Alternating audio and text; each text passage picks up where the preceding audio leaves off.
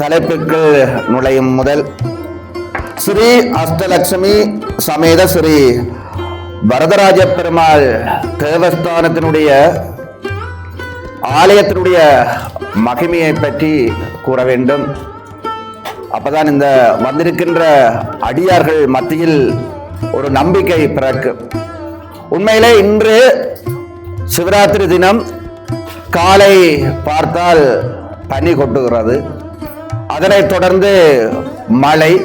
நான் ஆசிரியரோடு வரும்பொழுது நினைத்தேன், இவ்வளவு காலநிலை சீர்கட்டிருக்கிறது, இந்த ஆலயத்துக்கு பக்தர்கள் வருவார்களா என்று. உண்மையில் அவரோடு கதைத்துக் கொண்டு வந்தேன். ஆனால் உண்மையில் இங்கு வந்து பார்க்கும் பொழுது இவ்வளவு அடியார்கள் இங்கே வருகை தந்திருப்பது உண்மையிலே அதிர்ச்சி ஊட்டுகிறது. புலம்பெயர் தேசத்தில் வாழ்ந்தாலும் எமது தமிழையும் எமது சமயத்தையும் நீங்கள் மறக்கவில்லை, இன்றும் அதனை பறைசாற்றிக் கொண்டிருக்கின்றீர்கள். இன்றைய இந்த நிகழ்வை கூட இடிவி, அதாவது யூரோப் தமிழ் விஷன், இவர்கள் யூடியூப் வழியாக இந்த நிகழ்வுகளை ஒளிபரப்பு செய்து கொண்டிருக்கின்றார்கள். அதோடு ஆர்ஜே தாரணி இவர்கள் சகல, அதாவது டிக்டாக், இன்ஸ்டாகிராம், பேஸ்புக் அனைத்து தளங்களினூடாகவும் இந்த இங்கு நடக்கின்ற அனைத்து நிகழ்வுகளையும் ஆர்ஜே தாரணி அவர்கள் ஒளி பரப்பு செய்திருக்கின்றார்கள். அவர்களுக்கும் இந்த நேரத்தில் நாங்கள் நன்றிகளை கூறிக்கொள்கின்றோம். நான் புலம்பெயர் தேசத்தில் வாழ்ந்தாலும் உண்மையில் எந்தெந்த நாடுகளில் வாழ்கின்றோமோ அந்த நாட்டினுடைய கலாச்சாரத்துக்கு மாறாமல் எங்களுடைய தமிழ், எங்களுடைய சமயம், சைவ சமயம், அதை நாங்கள் போற்றுவதில் உண்மையில மகிழ்ச்சியா இருக்கிறது. இங்கே சிறுவர்கள் கூட இந்த சிவராத்திரி தினத்திற்கு இங்கே வருகை தந்திருக்கின்றார்கள். அது உண்மையில மகிழ்ச்சி ஊட்டுகின்றது. அந்த விதத்தில் இந்த ஆலயத்தை நிர்வாகம் செய்கின்ற நிர்வாகத்தினருக்கும் அனைத்து நிகழ்வுகளையும் திரு விஜயானந்தன் ஆசிரியர் அவர்கள் எந்த நிகழ்வாக இருந்தாலும் ஒரு சொற்பொழிவுகளை அவர் ஒழுங்கு செய்வார். அது மட்டுமல்ல, இந்த நிகழ்வை பேச்சரங்களை தொடர்ந்து நைனை சிவா, அவர் ஒரு பக்தி பாடகர், அவருடைய இசை நிகழ்வையும் ஆசிரியர் அவர்கள் ஒழுங்கு செய்திருக்கின்றார்கள். அந்த வகையில் இந்த ஆலயத்தில் இந்த நிகழ்வுகள் அனைத்தும் ஏன் நடைபெறுகிறது என்று ஒரு கேள்வி உங்களுக்கு வரலாம். ஏன் இந்த சொற்பொழிவுகள், பக்தி பாடல்கள் ஏன் ஒழுங்கு செய்கிறார்கள் என்று சொன்னால், இன்றைய சிவராத்திரி தினத்தன்று உங்களுடைய எண்ணங்கள், சிந்தனைகள் அனைத்துமே பக்தி பரவசத்தோடு இணைந்து கொள்ள வேண்டும். அதற்காக இந்த நாயன்மாருடைய வரலாறுகள் அனைத்தையும் நாங்கள் தெளிவுபடுத்துகின்றோம். எனக்கு தரப்பட்ட தலைப்பு சிவனடியே சிந்திக்கும் திருப்பெருகு ஞானம். அந்த ஞானம் சிவ ஞானம், அதனை திருஞான சம்பந்தனுடைய நாற்பாதங்கள் வழியாக ஆராய்வு செய்வதே எனது நோக்கமாக இருக்கின்றது. சரி, இந்த எமது சமயத்தையும் எமது இந்த சைவ சமயத்தை வளர்த்தெடுத்த பெருமை நால்வருக்குண்டு. அதாவது எமது சைவ சமயத்தை வளர்த்தெடுத்த பெருமை நால்வருக்குண்டு. யார் அந்த நால்வர்? அதாவது நாங்கள் சிறுவர்கள் பின்னால் இருக்கிறவர்கள் சொல்லுங்கள், அந்த நால்வர் என்று சொல்றோம். சைவ சமயத்தை வளர்த்தெடுத்த பெருமை நால்வருக்குண்டு. அந்த நால்வர், அதாவது நாயன்மார்கள் என்று சொல்கிறீர்கள், சமய குரவர்கள்.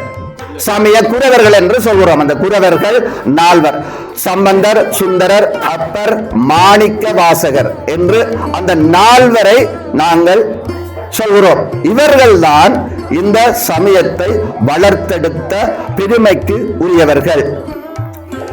இவர்கள் திருமுறை பாடல்களை பாடியிருக்கின்றார்கள். இந்த நால்வரும் திருமுறை பாடல்களை பாடியிருக்கின்றார்கள்.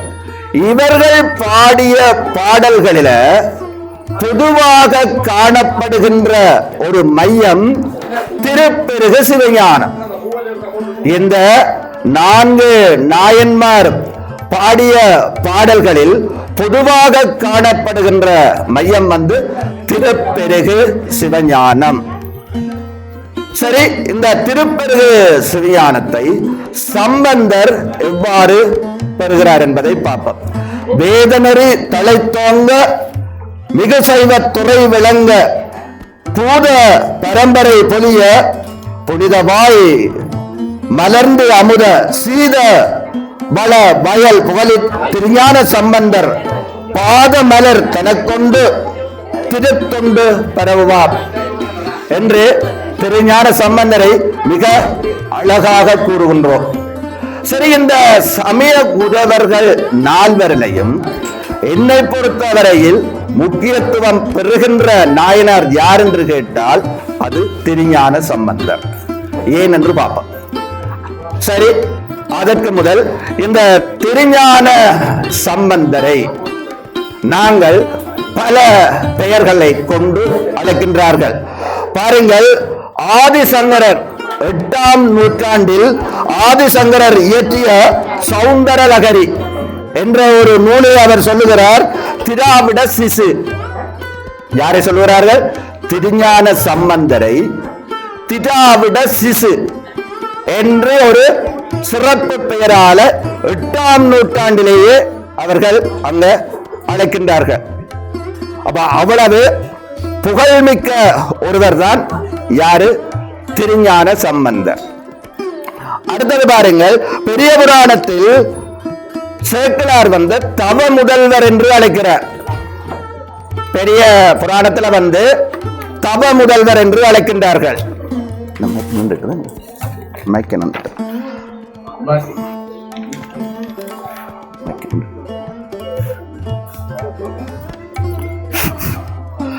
சிவனடியே சிந்திக்கும் திருப்பெருகு சிவஞானம் பவமதனை அறமாற்றம் பாங்கினில் ஓங்கிய ஞானம் உவமையிலா கலைஞானம் உணர்வறிய மெஞ்ஞானம் தவ முதல்வர் சம்பந்தர் தாம் உணர்ந்தார் அந்நிலையில் என்று சேக்கிழார் கூறுகிறார்.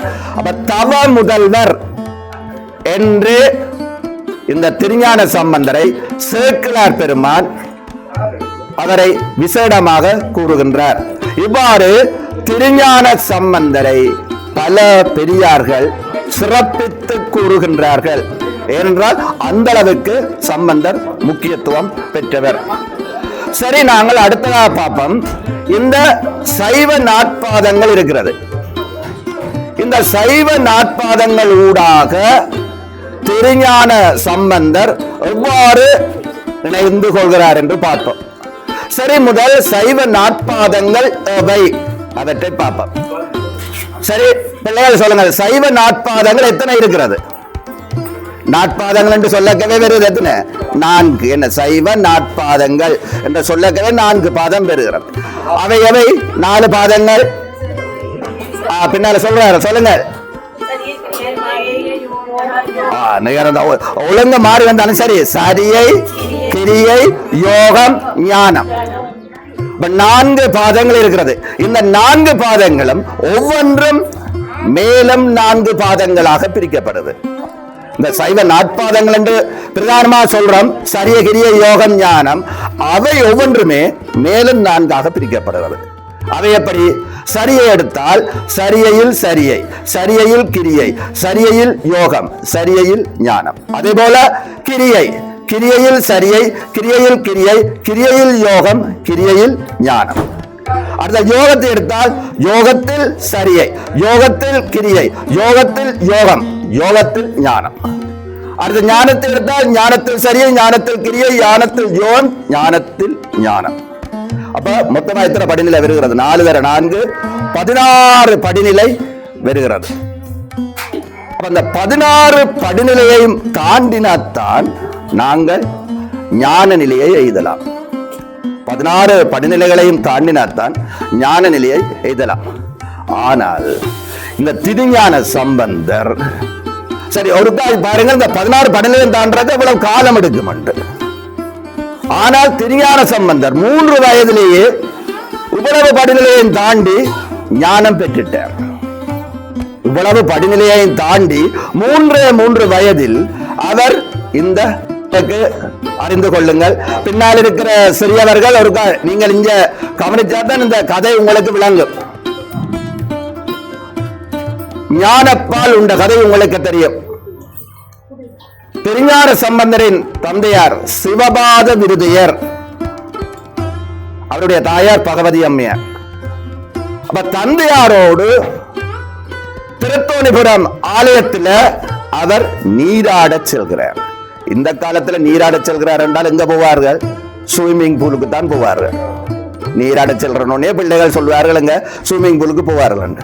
அந்த காலத்துல நீராட செல்வார்கள் என்று சொன்னால் எங்க போவார்கள்? ஆலய கேணி இருக்கிறது அல்லது குளம், ஊர்ல இருக்கும் குளம், அங்கதான் நீராட போவார்கள்.